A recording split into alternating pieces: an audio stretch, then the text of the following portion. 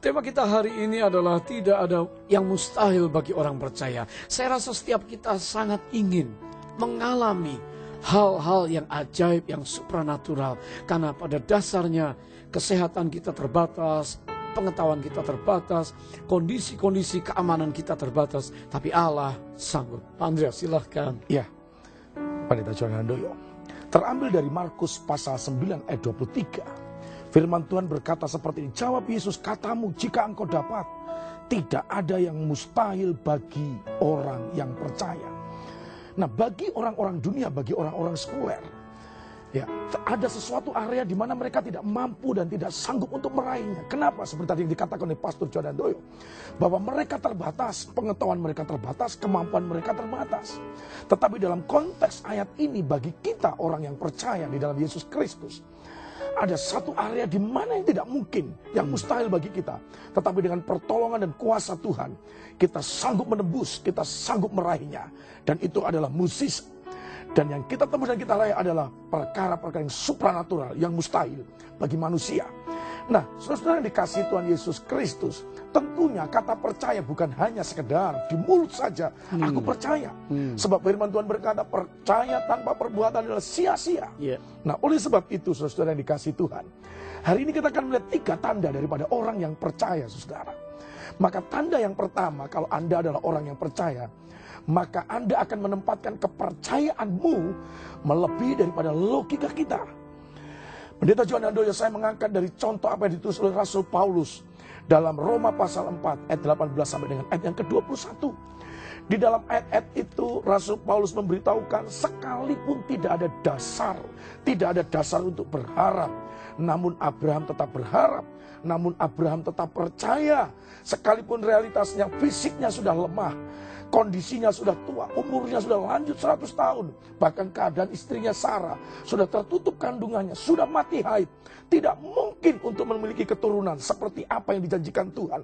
Tetapi Abraham menempatkan kepercayaannya melebihi daripada logikanya.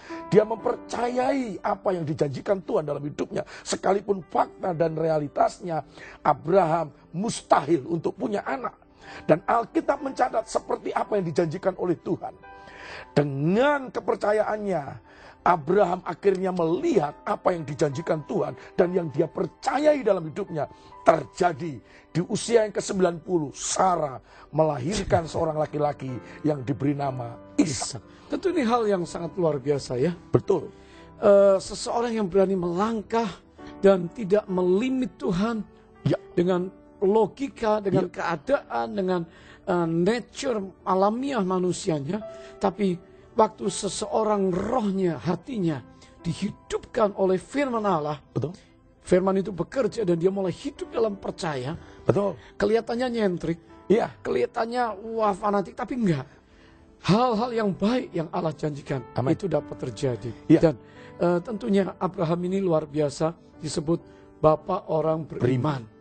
Karena tadi kepercayaannya yang sangat luar biasa, lintas daripada keadaan yang dia alami, yang natural ini. Dan dia sungguh-sungguh tidak membatasi Tuhan dan pegang janji Tuhan luar biasa. Abraham mengalami apa yang dijanjikan Tuhan. Betul, kepercayaannya didasarkan kepada Tuhan, bukan berdasarkan pada diri sendiri. Banyak orang gagal meraih kemustahilan dalam hidupnya karena kepercayaan didasarkan pada diri sendiri, kemampuannya, keterbatasannya, logikanya, confidence saja. Betul. Tapi Abraham kepercayaan didasarkan kepada Tuhannya, Tuhan yang sanggup dan mampu merubah yang tidak mungkin menjadi mungkin. Andreas, berarti kepercayaan terhadap diri sendiri sama kepercayaan kepada Allah dan firman-Nya seringkali tipis kan Pak? Betul. Begitu seseorang dulu nggak ada apa-apanya, belum sukses, belum berhasil, belum terkenal, belum punya pendidikan tinggi, belum duduk di posisi-posisi penting, wah rendah hati, wah percaya Tuhan. Begitu dipromosi, wah confidence-nya naik, pengalamanku lupa. Bahwa semua itu kepercayaan dari Allah. Amin. Baik, silakan Pak. Yang kedua, maka tanda orang yang percaya, pemirsa yang dikasih Tuhan Yesus adalah dia akan melakukan apa yang diperintahkan firman Tuhan. Sebab dia percaya kepada firman itu. Nah, saya melihat apa yang terjadi dengan Matius pasal 8, kisah seorang perwira. Ketika dia memiliki seorang hamba yang lumpuh dan sakit keras di rumahnya, lalu dia pergi bertemu dengan Tuhan Yesus. Nah, pada waktu dia mengadukan apa yang terjadi dengan hambanya yang sedang sakit keras, Tuhan Yesus tergerak untuk pergi ke rumahnya. Ternyata Tuhan Yesus, saudara, ingin pergi ke rumahnya, dan perwira itu berkata, Tuhan, aku tidak layak menerima engkau. Cukup katakan saja sepatah kata, sebab aku percaya apa yang engkau katakan itu akan terjadi dalam hidupku. Nah, saudara, di dalam ayat 9, perwira ini membuat satu analogi yang sederhana. Dia berkata kepada Tuhan Yesus begini, saya ini bawahan dan masih punya bawahan. Kalau aku suruh bawahanku pergi, pasti dia pergi dan terjadi dia pergi. Kalau aku berkata dia datang, pasti dia datang dan terjadi dia datang. Kalau aku berkata kerjakan ini, pasti dia mengerjakan dan terjadi dia mengerjakannya. Dia mempercayai apa yang dia katakan akan dilakukan oleh bawahannya. Maka perwira ini dia percaya Tuhan Yesus. Maka yang kedua, dia juga mempercayai apa yang dikatakan Tuhan Yesus.